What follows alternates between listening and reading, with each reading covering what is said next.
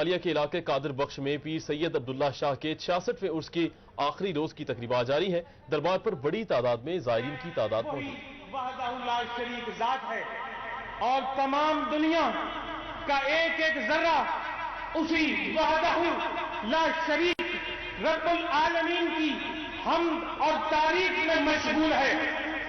تمام جن و انس اسی کی حمد و تعظیم کے مشغول ہیں۔ فرشتے آسمانوں پر اسی کی حمد میں مشغول ہیں، اور میرے دوستو ہواؤں میں اڑتے ہوئے پرندے بھی اسی کی تعریف میں مشغول ہیں۔ سمندروں کی تہ میں بسنے والی مخلوقات بھی اسی کی تعریف میں مشغول ہیں، اور تمام زمین پر رینگنے والے نباتات بھی اسی کی تعریف میں مشغول ہیں۔ ہر چیز ایک طرف اس کی تعریف میں مشغول ہے اور دوسری طرف وہ ذات بے نیاز ہے کسی کی تعریف کرنے سے۔ اس کو کسی کی طلب نہیں، کوئی اس کی تعریف کرے نہ کرے، کوئی اس کی تعظیم کرے نہ کرے، وہ بے نیاز ذات ہے اور وہ اللہ کی ذات ہے میرے دوستو۔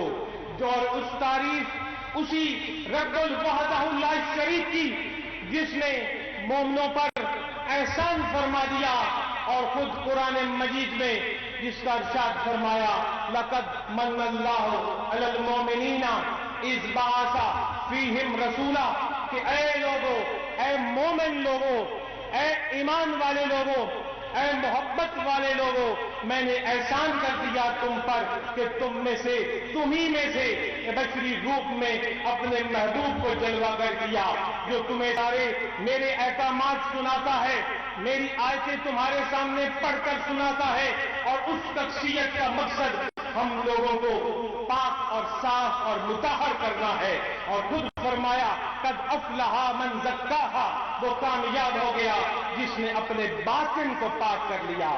تو باطن کو پاک کرنے کے لیے رسول خدا صلی اللہ علیہ وسلم کی محبت کے بعد آپ کی تعلیمات کو اختیار کرنا ضروری ہے۔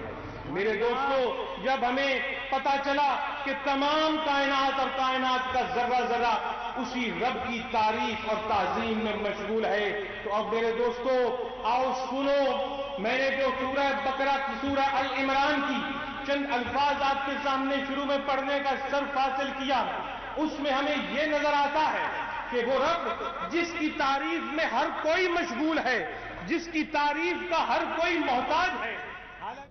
براہ راست مناظر دیکھ رہے تھے آپ۔ کمالیہ کے علاقے قادر بخش میں پیر سید عبداللہ شاہ کے 66ویں عرس کے آخری روز کی تقریبات جاری ہیں۔ دربار پر بڑی تعداد میں زائرین موجود ہیں۔